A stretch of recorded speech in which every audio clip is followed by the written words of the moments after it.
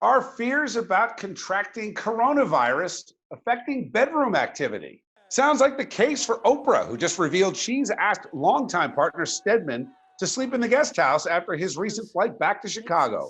Oprah had finished taking antibiotics last week for a bronchial infection. Meanwhile, CDC and New York health officials have issued guidelines about sexual activity during the virus outbreak. Of course, I think this is a perfect conversation to have with friend of the show, clinical psychologist Dr. Jeffrey Gardere.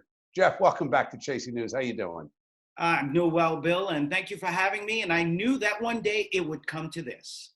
Eventually, we'd be talking about sex on Chasing News for Yeah. sure. So let's get right into it. The first thing that struck me, just to table the Oprah conversation for a moment, the conflicting messages that we're hearing. On one side, medical experts have talked about in recent days that you're not going to get coronavirus from sex, the exchange of bodily fluids, et cetera. Then on the other side, the New York City Health Department making some pretty interesting recommendations of self-love and internet porn.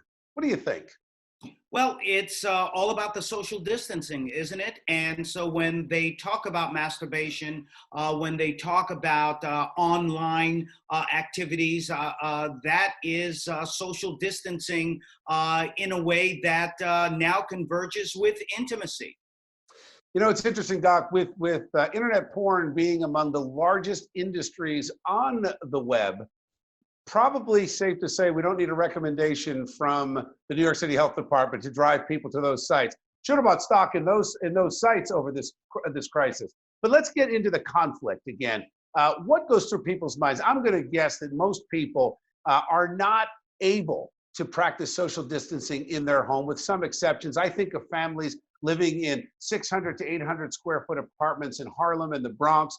You've got a married couple that have been together for many, many years, neither having symptoms. They've been holed up for a week or 2 weeks. Mhm. My guess is that there's going to be a lot of just ignoring this advice from the New York City Health Department. People are going to say, come on, this is ridiculous.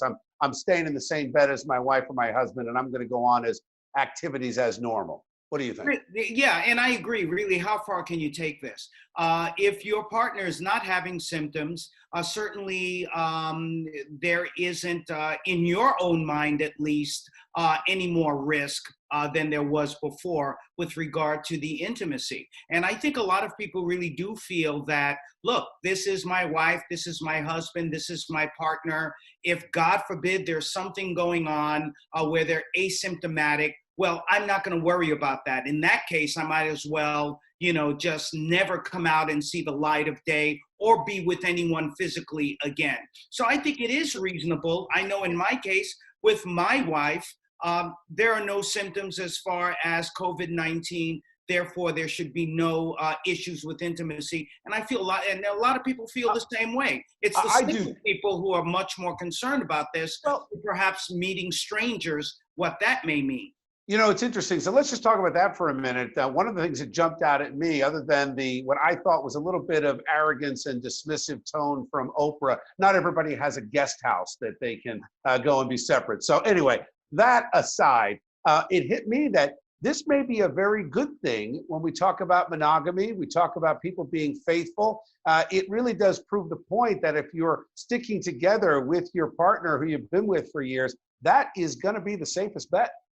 Well, it is probably the safest bet because this is someone that you know. This is someone that you know their habits, and certainly you would probably know whether they were having symptoms versus going on a website, swiping left or right. I don't know. I've never been on one of the websites. I've always been married, I guess. But, not, yeah, I don't even know how it works. But, meeting a stranger and really not knowing whether they may have had symptoms or who they may have been exposed to, who may have been positive for COVID-19. So I think this is really going to slow down those encounters that are intimate and that are too fast So, in that you don't really know the person.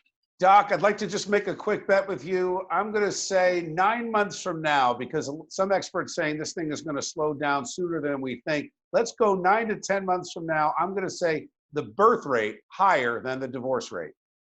I think that's a bet I'd like to take on too. I think that's where we are going to go. And some of the experts, by the way, have said that people who are partners who know one another that have been intimate, of course, may be more intimate during the self-quarantines. And it's also helping them with stress reduction too. COVID-19 baby boom. All right.